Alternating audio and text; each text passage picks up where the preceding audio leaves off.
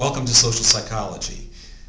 As I mentioned in the introductory video, that's my primary area of concentration within sociology in my doctoral work, 8 different graduate classes in the area of social psychology, including classes like symbolic interactionism, social attitudes, small groups, political psychology, experimental social psychology, and so forth.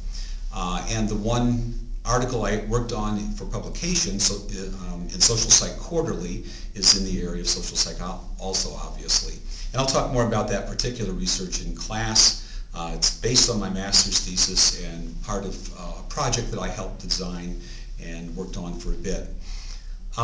Social psychology is one of the most fascinating subjects to me because it's something we live every day. It has to do with social attitudes, prejudice, discrimination, conformity, small group dynamics, and so forth. And so whether we're talking about your life at work, your role in a family, identity, other things like that, it's all under this general area of social psychology. Concepts like self-esteem and so forth.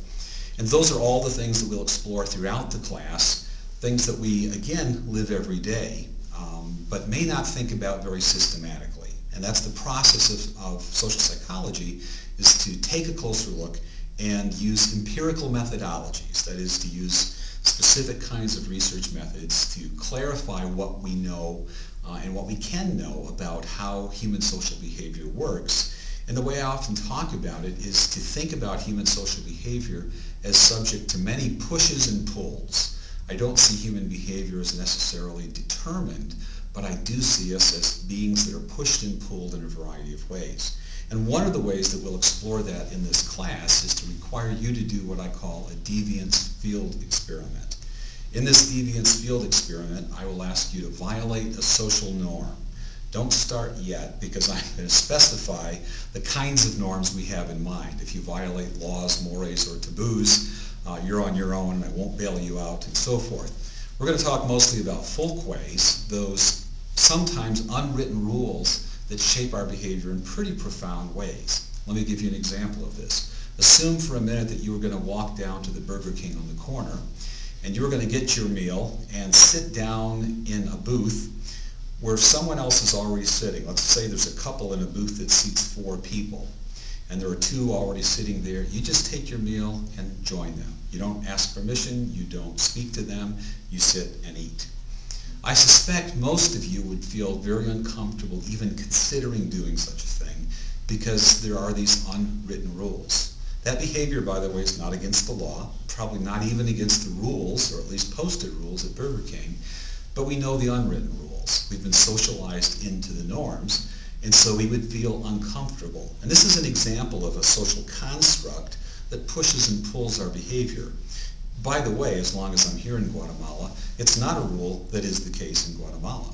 If there's an open chair at a table, it's an open chair, and fair game for anyone who wants to sit there.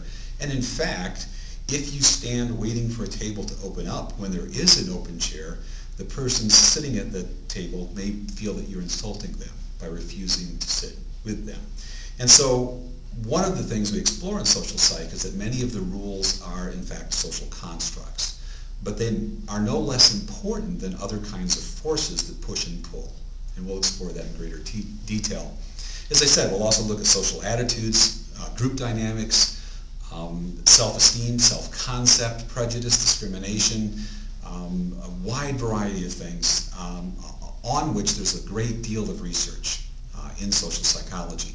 The first textbooks published in social psychology were 101 years ago, one by a sociologist, one by a psychologist, both entitled Social Psychology in 1908. I have copies of each of those 2 books. And so we're talking about a discipline that's a little over 100 years old, but a discipline that has shaped many other fields, including communication and business and politics, because much of what we learn about groupthink and other kinds of things has helped in the application of the social sciences. Much of what I've done in consulting work is to apply what we know about social psychology to group dynamics, to management, and other kinds of areas. Let me talk a little bit about the requirements of the class. There will be 3 standard exams, and as I typically do in my classes, you'll have a study guide before the exam. so that you'll know the kinds of questions I'll be asking on the exam and what I expect of you on the examinations. In addition to that, there will be a number of mini projects, one of which I already mentioned, the Deviance Field Experiment. The others will be things, we'll watch the movie 12 Angry Men about a jury trial, and there you will see all kinds of principles of social psychology and concepts of social psychology illustrated in the film. We'll ask you to take the 20 statements test. That's essentially a measure of self-concept, and reflect on that a bit. And the other projects are outlined very carefully in your syllabus, and so we'll let you kind of read through those on your own. But these are designed to give you a chance to see what social psychology looks like in action, so that it's not just a matter of reading a text and kind of going through material that could be very dry, but seeing that social psychology is something you live every day and is an ongoing part of your life. Again, check Blackboard for the syllabus and for any other kinds of things I post there. You will have a guest speaker coming in to the class, my colleague Jeremy Norwood, who's working on his PhD in social psychology, already has a JD, that is, he's a lawyer and has a Master of Arts in International Relations. But we'll be talking about research methods to you as they apply to social psych, and it will fit with the chapter coming up in the text. Follow the syllabus. I'll be back with you on January 26th, and we will hit the ground running and kind of go from there. Email me if you have any questions via Blackboard, and I'll be happy to address those as best I can. Take care. I look forward to seeing you soon. Bye-bye.